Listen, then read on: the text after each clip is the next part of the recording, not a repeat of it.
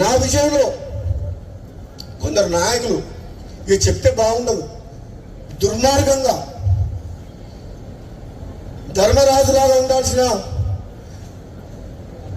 జానారెడ్డి గారు కూడా మహాభారతంలో ధృతరాష్ట్రం పాత్ర పోషిస్తాడు. నాకైతే బాధ అనిపిస్తుంది.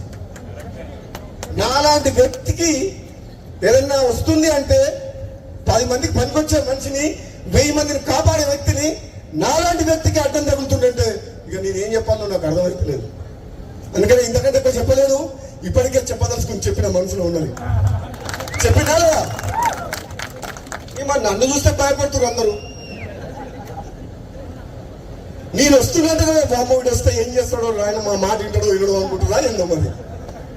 అధిష్టానమేమో ఇస్తా అంటుంది,